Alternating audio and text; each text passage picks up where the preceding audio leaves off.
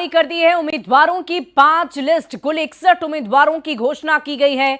61 seat पर चुनाव लड़ रही है कांग्रेस। बड़ी खबर आपको बता रहे हैं इस वक्त की। बिहार में आएगी किसकी, बाहर से जुड़ी ये बड़ी खबर आ रही है। कांग्रेस ने उम्मीदवारों की 5 लिस्ट जारी कर दी है। कुल मिलाकर 61 उम्मीदवारों की घोषणा की जा चुकी है। 61 सीट पर चुनाव लड़ रही है कांग्रेस। ये बड़ी खबर आ रही है। और देखिए इस पूरी खबर की अधिक जानकारी के साथ न्यूज़ 18 संवाददाता संजय हमारे साथ फोन लाइन पर है। संजय, क्या जानकारी है? 61 सीटें कांग्रेस के खाते में चली गई है क्या? ये क्योंकि 61 सीटों पर उम्मीदवारों की लिस्ट जारी कर दी गई है। जी बिल्कुल, देखिए जो आधिकारिक तौर पर जानकारी दी गई है कांग्रेस की तरफ से और जो लिस्ट जारी किया गया है उस हिसाब से कुल 61 उम्मीदवार कांग्रेस ने खड़े किए हैं। अगर 2023 का आप आंकड़ा देखें, 2020 में कांग्रेस ने 70 उम्मीदवार खड़े किए थे, यानी इस बार 9 उम्मीदवार कम खड़े किए हैं कांग्रेस ने।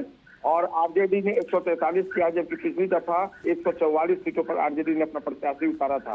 तो एक सीट कम आरजेडी ने उतारा है और 9 सीट कम कांग्रेस ने उतारा है। सबसे दुर्भाग्यपूर्ण स्थिति वीआईपी पार्टी के लिए दिख रही है। और जो लेफ्ट की पार्टियां हैं उसमें से सीपीआई एमएल ने 20 उम्मीदवार जो है इस बार उतारे हैं और आधिकारिक तौर पर इसकी जानकारी भी दी गई है।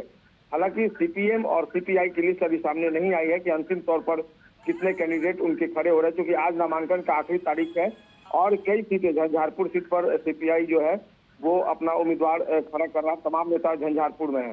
वीआईपी ने कोई सूचना जारी नहीं की है अब तक आधिकारिक तौर पर कि उसके कितने उम्मीदवार जो है इस बार बिहार विधानसभा चुनाव में खड़े हो रहे हैं। 15 सीटें मिलने का दावा किया गया था वीआईपी की तरफ से। महागठबंधन ने उसे 15 सीटें दी है। लेकिन अभी जो जानकारी आई है सुगौली विधानसभा क्षेत्र से, कल जो पार्टी का सिंबल जिस प्रत्याशी को दिया गया था उन्होंने नॉमिनेशन भी किया था, लेकिन आज उन्होंने नॉमिनेशन वापस लेने की जानकारी दी है, घोषणा कर दी है।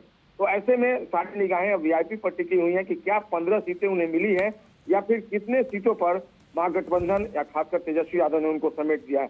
ये अभी भी वीआईपी के लिए क्लियर नहीं हो पाया। देखना होगा वीआईपी कब तक आधिकारिक तौर पर जानकारी देती है, क्योंकि अब नामांकन में बहुत कम वक्त बचा है खत्म होने का समय। 3 बजे तक नामांकन वाकई संजय देखने वाली बात होगी कि 143 आरजेडी 61 कांग्रेस, अब वीआईपी विकासशील इंसान पार्टी को कितनी सीटें मिलती है, ये देखने वाली बात होगी। बहुत शुक्रिया आपका।